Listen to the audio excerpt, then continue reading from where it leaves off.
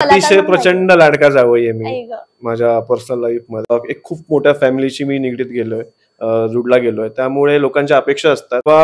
महाशिवरात्री होती आणि आमच्या घरात खूप मोठं रक्तदान शिबिर होतं. जवळजवळ 1000 ते 10,000 लोक आली होती रक्तदान शिबिरला. पण तिथे प्रत्येक माणूस होते की अक्षय जिजू कुठे आहेत. त्यामुळे मी पण खूप मिस केलं आणि ऍक्च्युली काल मी गेलो होते, तुमचे सगळेजण आठवण काढत होते आणि या सगळ्या गोष्टी मला मेसेजेस आले. आणि कसं असतं की मुलींना अपेक्षा असते की नाही मला हे पाहिजे, पण कसं असतं की त्या एका मुलाला सगळ्या गोष्टी बघायला लागतात.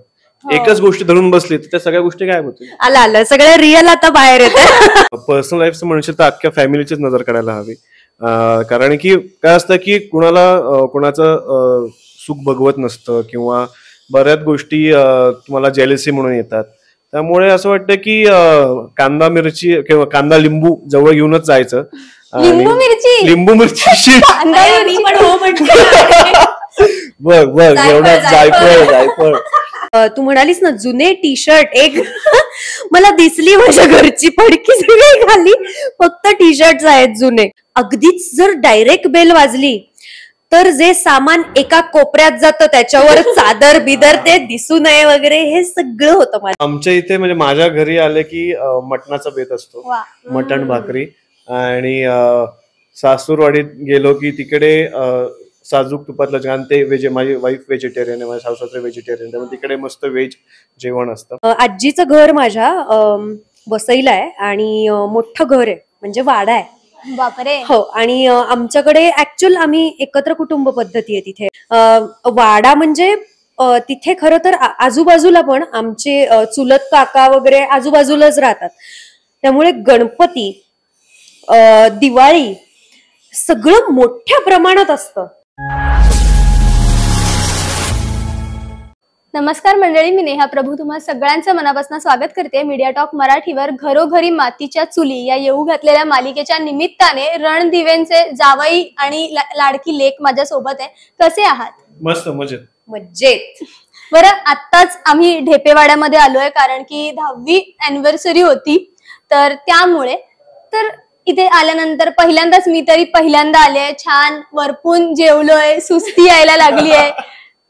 श्रीखंडामधलं जे जायफळ आहे त्याचा असर हळूहळू जाणवायला लागलाय. कसा होता अनुभव? खूपच छान होता अनुभव आणि तुमचेही स्वागत छान केलं. तुम्ही कुटुंबाचा एक भाग आहात आणि त्यामुळे आमच्या संपूर्ण टीम कडून तुमचं खूप छान स्वागत झालं. आणि तुम्ही तितक्याही मनापासून तुम्ही एकदम वरबाडलंच सगळं जेवण वगैरे आणि खूप छान वाटलं तुम्ही आलात. आणि खूप एक छान डेस्टिनेशन आणि एक खूप छान एक समारंभ आपण सुंदर पद्धतीने पार पडला असं म्हणता येईल. हो, बेसिकली खूप आपल्या घरातलं कार्य असतं ना, तसंच वाटत होतं. त्यामुळे असं काही कुठेही ताण तणाव किंवा एक टेन्शन येतं आपल्याला की आता काय होणार, आता एवढी मीडिया आली आहे समोर वगैरे, असं काहीच वाटलं नाही. खूप छान. तुम्ही सुद्धा अगदी घरातल्यासारखंच ट्रीट केलं आम्हाला. चॅनल तर करतच, पण खूप छान वाटलं. थँक्यू. तुम्हाला पण थँक्यू, कारण खूप आग्रह करून कुरडया, श्रीखंड काय वाढत होते, त्यामुळे थोडं जास्तच जेवलो. घरातलं कार्य असल्यामुळे श्रीखंड्या, कुरडया आपलं होऊ शकतं. थांब जरा. हो खरंच, म्हणजे अक्षरशः आपलं असं म्हणजे आता मी इथे झोपेन. बरं, प्रोमो आम्ही पाहिला, खूप छान, प्रत्येकाला रिलेट करेल असं आहे. आणि सगळ्यात महत्वाचं काय तर ती जी फ्रेम, तुमच्या कुटुंबाची एकत्र फ्रेम खूप गोड वाटली. आणि रिलेट यासाठी झालं की आपण आता विभक्त कुटुंब पद्धतीत बऱ्याचदा राहतो, पण कधीतरी अशी वेळ येते की सण येतात, गावी जायची वेळ येते आणि आपलं कुटुंब एकत्र येतं, गणपती म्हणा काही म्हणा, आणि मग कधीतरी असा एक फोटो घेतला जातो आणि मग तो आपल्या फोनमध्ये असतो, मनात सेव्ह असतो. तर तुमचं कसं आहे, म्हणजे तुमचं कुटुंब कधी एकत्र कधी येतं, आणि आला तर कुठली मॅन्डेटरी गोष्ट आहे जी करते? जसं आमच्याकडे मसाले दूध हे असतंच, सगळं कुटुंब एकत्र आलंय, तसं तुमच्याकडे काय आहे? आमच्या इथे म्हणजे माझ्या घरी आले की मटणाचा बेत असतो, मटण भाकरी. आणि सासूरवाडीत गेलो की तिकडे साजूक तुपातलं जेवण. ते माझी वाईफ व्हेजिटेरियन आहे, माझ्या सासूसासरे व्हेजिटेरियन, त्यामुळे तिकडे मस्त व्हेज जेवण असतं. त्यामुळे असं असतं. आणि मला अजून एक सांगायला आवडेल, मे बी हा प्रश्न असू शकतो पुढे, कारण की मला ते आठवलं म्हणून मी लगेच सांगतो की एकत्र कुटुंब कसं असायला हवं जसं मी मगाशी म्हणाल की रणदिवे कुटुंबासारखं असायला हवं, आणि ही सिरियल बघून खूप कुटुंब जे विभक्त झाले ते एकत्र येते. नक्कीच येऊ शकतात. तुझा काय अनुभव आहे तुमच्या कुटुंबाचं असं काही मॅन्डेटरी की होतच? येस, मी ना माझ्या आजीकडे म्हणजे माझ्या आईच्या आईकडे जास्त वाढलेली आहे. तर तिकडे ना आजीचं घर माझ्या वसईला आहे आणि मोठं घर आहे म्हणजे वाडा आहे. बापरे. हो, आणि आमच्याकडे ऍक्च्युअल आम्ही एकत्र कुटुंब पद्धती आहे तिथे. मामा मामी, माझा मामे भाऊ मावशी, आजी आजोबा, परत आई बाबा पण असायचेच माझ्या बरोबर, माझा भाऊ बहीण सगळे. बरं, वाडा म्हणजे तिथे खरं तर आजूबाजूला पण आमचे चुलत काका वगैरे आजूबाजूलाच राहतात. त्यामुळे गणपती, दिवाळी सगळं मोठ्या प्रमाणात असतं. त्यामुळे म्हणजे मी म्हंटल ना की मला घरी आल्यासारखं फिलिंग आलं, कारण मला सवय आहे इतकी लोक घरात असण्याची. आणि एखादं जरी कोणी नसेल ना एखाद्या सणाला, की काही अडचणी असू शकतात ना प्रत्येकाकडे, सो कुणी नसेल की इतकं आम्ही मिस करतो ना त्या व्यक्तीला. कारण असं होतं की प्रत्येक वेळेला घरातला प्रत्येक सदस्य हा हजर असतोच. त्यामुळे मला फार सवय आहे एकत्र कुटुंब पद्धतीची, आणि मला लहानपणापासून एकत्र कुटुंब पद्धतीच आवडते. कसलं भारी. मला पण माझे दिवस ही बोलत असताना गणपतीचे दिवस मला दिसत होतं तुझ्या डोळ्यात लागले. मी त्यातच गेले. बरं, आपलं टायटल सॉन्ग खूप गोड आहे. आम्ही इतके वेळा आता ऐकलं ना, थोडंफार पाठ होईल. आणि त्यातली एक ओळ खूप छान वाटली मला की दृष्ट नजर ना लागो, दृष्ट काढते घराची, अशी खूप छान ओळ आहे. तुम्हाला काय वाटतं तुमच्या स्वतःच्या आयुष्यामध्ये अशी कुठली गोष्ट आहे की ज्याची दृष्ट काढायला हवी, याला कोणाची नजर नको लागेल? नाही, ऍक्च्युली पर्सनल लाईफ म्हणशील तर अख्ख्या फॅमिलीचीच नजर काढायला हवी. कारण की काय असतं की कोणाचं सुख बघवत नसतं, किंवा बऱ्याच गोष्टी तुम्हाला जेलसी म्हणून येतात. त्यामुळे असं वाटतं की कांदा मिरची किंवा कांदा लिंबू जवळ घेऊनच जायचं. लिंबू मिरची बघ एवढं जायफळ. त्यामुळे असं वाटतं की या कमॉन. आणि काय असतं की काही लोकांच्या समज असतो, ज्यांना त्या गोष्टीत त्रास होत असतो, पण तो एक समज असतो दुसरीकडून ऐकल्यामुळे. त्यामुळे तर त्यांचा समज दूर केला तर मला नाही वाटत कशाची गरज पडत. बरोबर, ट्रॅकवर गोष्ट. मला असं वाटतं माझी मुलगी जगात काही नाही, तिला कुणाचीही आणि कधीच नजर लागू नये असं मला खूप वाटतं मनापासून. बरं, आपली जी जानकी आहे तिच्यावरती सगळं घर बांधून ठेवण्याची, सांभाळण्याची जबाबदारी आहे, ते कुटुंब जपण्याची. ज्या वेळेला तुझं लग्न झालं, तू सून म्हणून आलीस, त्यावेळेला तुझ्यावर कुठल्या जबाबदारी, कुठले चॅलेंजेस होते का, की इझी होतं सगळं? गेले मी विक्रांतच्या घरी. नाही, खऱ्या आयुष्यातलं पण सांग. अच्छा, हो, खऱ्या आयुष्यातलं. अरे बापरे.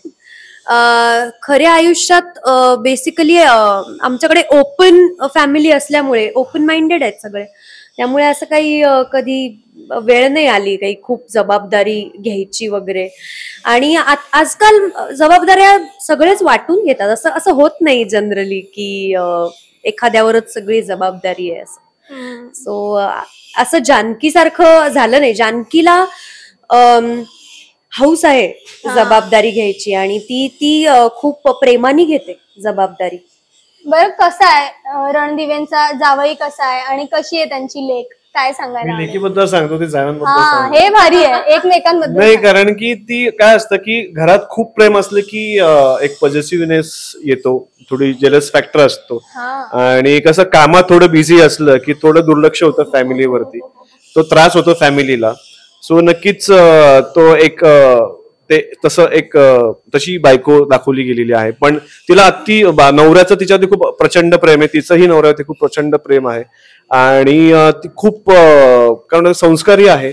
आता तू म्हणालास ना की त्यांचं एकमेकांवर प्रचंड प्रेम आहे, तेव्हा पटकन मला पुढची ओळ अशी झाली की लागो ना कोणाची दृष्ट.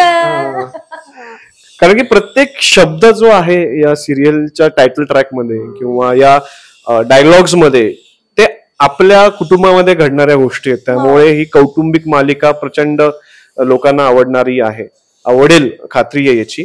आणि जसं मी मगाशी म्हणालो की लॉकडाऊनच्या आपल्या इथे लॉकडाऊन नंतर खरं कुटुंबाची किंमत आपल्याला कळली आणि ती किंमत कशी कळली किंवा काय आहे किंवा कुटुंब काय एकत्र असायला हवं त्याचं जे काही एक छोटस वर्जन आम्ही घरोघरी मातीच्या चुलीच्या दरम्यान तुमच्या समोर आणतोय.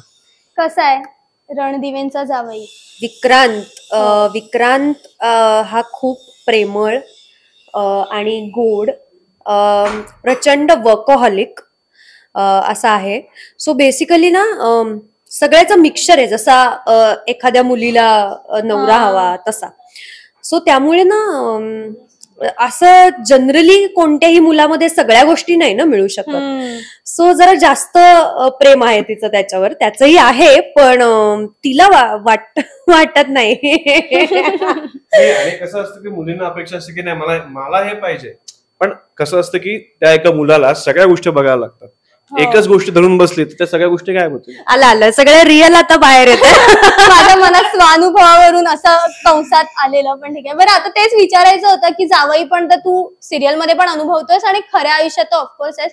खऱ्या आयुष्यातला जावई कसं आहे कारण अक्षय अतिशय प्रचंड लाडका जावई आहे मी माझ्या पर्सनल लाईफ मध्ये. खूप प्रेम आणि खूप आशीर्वाद मिळतात. लोकांचं भरभरून प्रेम मिळतं कारण की एक खूप मोठ्या फॅमिलीची मी निगडीत गेलोय जुडला गेलोय. त्यामुळे लोकांच्या अपेक्षा असतात आणि त्यामुळे पण लोकही खूप प्रेम देतात समजून घेतात. फॅमिली समजून घेते आणि तुमचं आता मी शूट करत असल्यामुळे फॅमिलीला भेटू शकत नाही त्यामुळे माझी बायको आई बाबा माझे सासू-सासरे हे सगळे समजून घेतात. आणि जरी मी आता परवा महाशिवरात्री होती आणि आमच्या घरात खूप मोठं रक्तदान शिबिर होतं. जवळजवळ 1000 ते 10,000 लोक आली होती रक्तदान शिबिरला. पण तिथे प्रत्येक माणूस होतं की अक्षय जिजू कुठे आहेत. पण एक आम्ही शूट करत होतो त्या दिवशी आमचं अचानक शूट लागलं. तो एक मिसिंग पॉइंट आपल्याला खूप इच्छा असते तिथे जायची पण आपण ज्या कामाची जबाबदारी घेतली ते आधी करणं भाग असतं आपल्या इंडस्ट्रीमध्ये. त्यामुळे मी पण खूप मिस केलं आणि ऍक्च्युली काल मी गेलो अरे तुमचे सगळेजण आठवण काढत होते आणि या सगळ्या गोष्टी मला मेसेजेस आले. पण it's a part of a life. तुम्हाला तुमचं पॅशन जपायचं असेल तर बऱ्याच छोट्या छोट्या गोष्टी कॉम्प्रोमाइज कराव्या लागतात. पण मला घरचे सगळेजण ते जाणून देत नाहीत आणि हे मला खूप छान वाटतं. बरं जाता जाता आपल्या मालिकेचंच नाव खूप छान आहे की घरोघरी मातीच्या चुली. म्हणजे याचा सर्वसाधारण अर्थ असा होतो की जे तुमच्या घरी आहे तेच आमच्या घरी पण आहे. सेम आहे. तर जसं आपण कितीही मोठे झालो किती प्रसिद्ध झाले तरी आपल्यातला एक सर्वसामान्य माणूस आपण जिवंत ठेवलेला असतो जो कधीतरी ज्या वेळेला जशी सर्वसामान्य माणसं जेव्हा हॉटेलमध्ये गेल्यानंतर मेन्यू कार्ड उजवीकडनं बघतात थोडीशी काटकसर करतात. पाहुणे आल्यानंतर स्टीलचं नाही काचेचा ग्लास काढून देतात. सो हे सर्वसामान्य घरी जे होतं किंवा टी शर्ट जुनं झालं की त्याचं पाय पुसणं होतं. तर ह्या मराठी माणसाच्या ज्या गोष्टी आहेत क्वालिटीज आहेत तशा कुठल्या क्वालिटीज तुमच्याकडे आहेत किंवा तुमच्या घरी आहेत की ज्यासाठी सांगावं वाटतं की प्रेक्षक घरोघरी मातीच्या चुली आमच्याकडे पण असंच आहे. माझ्या घरी असे की कोणी गेस्ट असेल तर मी बेडशीट कव्हर्स उशीचे कव्हर आणि सगळं साफसफाई चकाचक बाथरूम साफ हे करून घेत असतो. आवरावर करायला लगेच लगबग. हे काय हे होतं तुझ्याकडे. मला एक गोष्ट इतकीच म्हणजे मला दिसलं तू म्हणालीस ना जुने टी शर्ट एक मला दिसली माझ्या घरची पडकी सगळी खाली फक्त टी शर्ट आहेत जुने आणि हात जे आपण स्वयंपाकघरात वापरतो हात पुसायला त्यातल्या त्यात जे मऊ टी शर्ट वगैरे असतात की ज्याने व्यवस्थित पुसले जातील हात ते तिकडे असतात स्वयंपाकघरात. आणि ह्याचं आवरण्याचं म्हणशील तर अगदीच जर डायरेक्ट बेल वाजली तर जे सामान एका कोपऱ्यात जातं त्याच्यावर चादर बिदर ते दिसू नये वगैरे हे सगळं होतं माझ्याकडे. कसलं भारी घरोघरी मातीच्या चुली.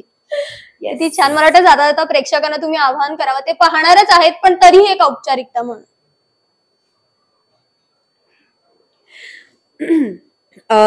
ओके. घरोघरी मातीच्या चुली ही आमची छान सिरियल आता मीच छान म्हणते कारण तुमचा प्रतिसाद आमच्यापर्यंत पोहोचलेला आहे प्रोमोच्या थ्रू. त्यामुळे तुम्हालाही नक्की आवडेल अशी आम्ही आशा करतो आणि आम्ही खूप प्रामाणिक प्रयत्न करतोय तुमच्यापर्यंत खूप रणदिवे कुटुंबाची सगळी सुखदुःख मांडण्याचा. आणि तुम्हाला ती आपलीशी वाटतील आणि तुम्हाला ही मालिका आवडेल अशी खात्री आहे. सो प्लीज नक्की बघा घरोघरी मातीच्या चुली 18 मार्च पासून सोमवार ते शनिवार संध्याकाळी 7:30 वाजता फक्त आपल्या स्टार प्रभावर. मम. Thank you so much. थँक्यू.